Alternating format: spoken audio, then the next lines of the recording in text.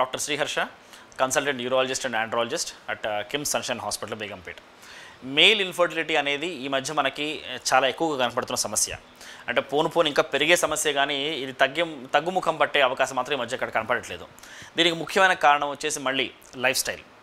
ఈ మధ్య చాలా మెకానికల్ లైఫ్ స్టైల్ వల్ల, సరిగ్గా రాత్రిపూట నిద్రపోకపోవడం వల్ల, టైమ్లీ ఫుడ్ హ్యాబిట్స్ మారడం వల్ల, లేకపోవడం వల్ల, జంక్ ఫుడ్ ఎక్కువ తీసుకోవడం వల్ల, సెడెంటరీ లైఫ్ స్టైల్ పెరగడం వల్ల, ఏదో ఎక్సర్సైజ్ లేకపోవడం వల్ల, వీటన్నిటి వల్ల మేల్ ఇన్ఫర్టిలిటీ యొక్క ఇన్సిడెన్స్, అంటే దాని యొక్క ఇన్సిడెన్స్ మనకి రోజు చాలా చాలా ఎక్కువ పెరిగిపోతుంది.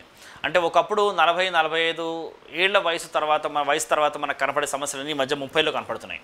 అండ్ ఈ పేషెంట్స్కి, ఇన్ఫర్టిలిటీతో బాధపడుతున్న పేషెంట్స్కి మేల్ సెక్షువల్ డిస్ఫంక్షన్ కూడా చాలా ఎక్కువ కనపడుతూ ఉంటాయి. అంటే వాళ్ళకి సెక్స్ మీద ఆసక్తి లేకపోవడం, అంగం సరిగ్గా స్తంభించకపోవడం, తర్వాత శీఘ్రస్ఖలనం రావడం, ఇవన్నీ కూడా మనకి ఈ పేషెంట్స్లో చాలా ఎక్కువ కనపడుతున్నాయి సమస్యలు. సో ఎవరైతే మేల్ ఇన్ఫర్టిలిటీ పేషెంట్స్ మన క్లినిక్కి వస్తారో వాళ్ళని ఎప్పుడైనా సరే మనం ఒక కపుల్ని పూర్తిగా ఎవాల్యుయేట్ చేయాలి. అంటే ఆ ఇన్ఫర్టైల్ కపుల్లో ఆడవాళ్ళని ఎగ్జామిన్ చేసి, వాళ్ళని ఎవాల్యుయేట్ చేసి ట్రీట్ చేసే డాక్టర్ గైనకాలజిస్ట్ అయితే, మగవాళ్ళని ట్రీట్ చేసే డాక్టర్ ఆండ్రాలజిస్ట్. సో ప్రతి పేషెంట్కి మనం బేసిక్గా వాళ్ళ హిస్టరీ తీసుకొని, అంటే వాళ్ళ లైఫ్ స్టైల్ ఏంటి, వాళ్ళు ఏం పని చేస్తుంటారు, వాళ్ళ ఇంటర్ కోర్స్ ఫ్రీక్వెన్సీ ఎంత, నెలలో ఎన్నిసార్లు కలుస్తుంటారు, అండ్ బేసిక్గా తన వైఫ్ సైకిల్ ప్రకారం ఆ 11 to 20 డేస్ యొక్క పీరియడ్ వాళ్ళు కలుస్తున్నారా లేదా, ఇవన్నీ కనుక్కొని ఇతనుకున్న అలవాట్లు ఏంటి, ఆల్కహాల్, స్మోకింగ్ అలాంటి అలవాట్లు ఉన్నాయా లేదా, తర్వాత ఫుడ్ హ్యాబిట్స్ ఎలా ఉన్నాయి, జంక్ ఫుడ్ ఎక్కువ తీసుకుంటాడా, ఏమైనా లైఫ్ స్టైల్లో ఏమైనా డైలీ ఏమైనా ఎక్సర్సైజ్ ఏమైనా ఇన్కార్పొరేట్ చేస్తున్నాయా, ఇవన్నీ కనుక్కొని పేషెంట్ ఒక డీటెయిల్డ్ ఎగ్జామినేషన్ చేసిన తర్వాత మనం ప్రతి పేషెంట్కి అడ్వైజ్ చేసే basic test sperm test, semen analysis అంటాం మనం దాన్ని. సో సిమెన్ అనాలిసిస్లో మనం ముఖ్యంగా ఒక 4-5 పారామీటర్స్ చూస్తాం. ఫస్ట్ పారామీటర్ వచ్చేసి పేషెంట్ ఇచ్చిన సిమెన్ వాల్యూమ్ ఎంత ఉంది. ఇప్పుడు నేను చెప్పేవన్నీ WHO గైడ్లైన్స్ ప్రకారం, లేటెస్ట్ గైడ్లైన్స్ ప్రకారం చెప్పే వాల్యూస్ అనమాట.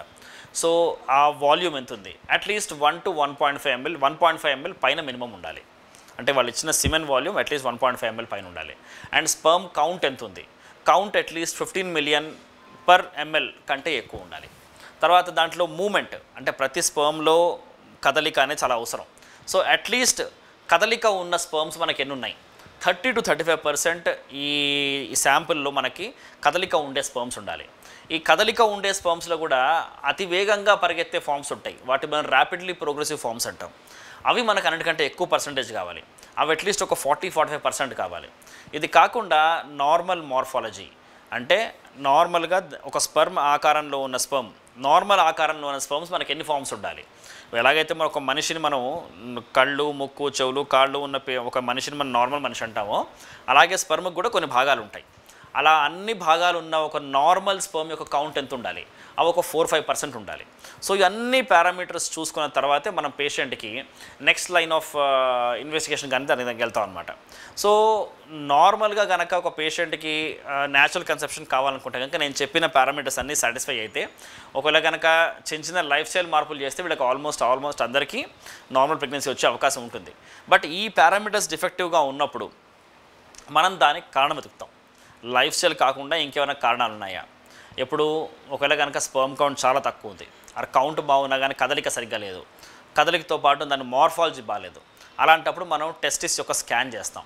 టెస్టిస్ స్కాన్ చేస్తే మనకి వరబీజాల్లో వారికోసిల్ సమస్య ఏమైనా ఉందా, అది కాకుండా వరబీజాల సైజ్ ఎలా ఉంది, వాటి వాల్యూమ్ ఎలా ఉంది, అసలు ఫస్ట్ ఆఫ్ ఆల్ అవి నార్మల్ పొజిషన్లో ఉన్నాయా లేకపోతే ఇంకేదైనా వేరే అబ్నార్మల్ పొజిషన్లో ఉన్నాయా, ఇవన్నీ మనం కారణాలు కనుక్కుంటాం.